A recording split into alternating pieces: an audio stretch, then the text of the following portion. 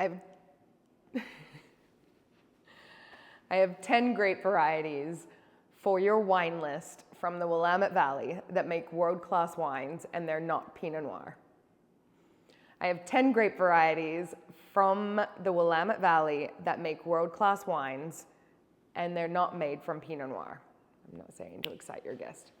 I have 10 grape varieties from the Willamette Valley to make your guest and your staff excited about your Willamette Valley wine list. That doesn't make sense. Will these grapes make me more money if they're on my list? Will they make you more money? Well, Willamette Valley wine is positioned higher in price, so your check order average is going to increase anytime that you have a Willamette Valley wine purchased in the restaurant. Does that mean I'll sell more? If you get your staff excited about Willamette Valley wine and the diversity of new world-class grapes that are being made in the Willamette Valley, if you can get your staff excited about wine, you're going to make more money on your list. Willamette Valley holds a premium position. It already has a built-in validation of high quality. If you can expand your Willamette Valley list beyond Pinot Noir and Chardonnay, your server's check average is going to increase.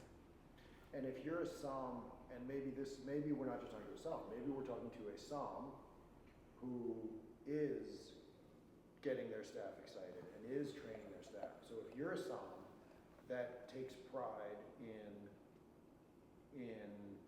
taking your guests on a journey and training your staff on what's new and exciting, I've got 10 wines for you from the Willamette Valley that are going to make you more money next year, and none of them are Pinot Noir. Say that again. If you're a somm that likes to surprise and delight your guests. Yep. That focuses on creativity, excitement, breadth. If you're a somm who is studying the world of wine and looking for experiences that are, you're not looking for experiences, you're looking to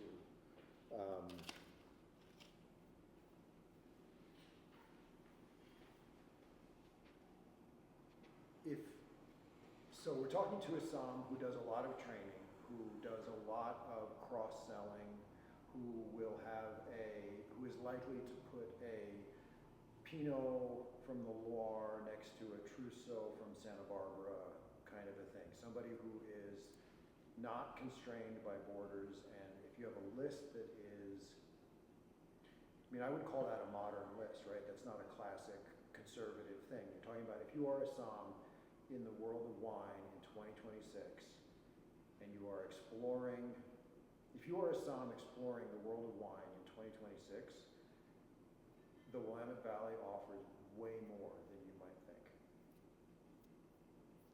I came in 10 years ago and found, it's getting to the thing, it's kind of refining the idea of talking to a specific somm, which is useful.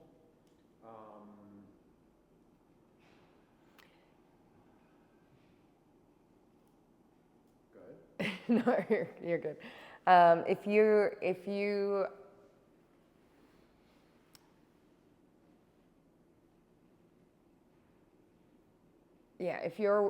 wine list takes people on a journey of the world-class wines, or if you're a somm in 2026 and your selection of Willamette Valley stops at world-class Pinot, you are leaving money and excitement on the table. I've got a list of 10 grapes that impressed me enough as a master of wine to stay and start making wine in the valley more than a decade ago. And there I think the credential comes in as a way of being like, that's where it's like, it's just raising the bar. It's not just, if somebody didn't look at the screen or they didn't do it and you're just somebody talking, as everybody does on YouTube, that's the big thing. Whereas if you set me up early and I know you're a master of wine, you're a winemaker and you're telling me you're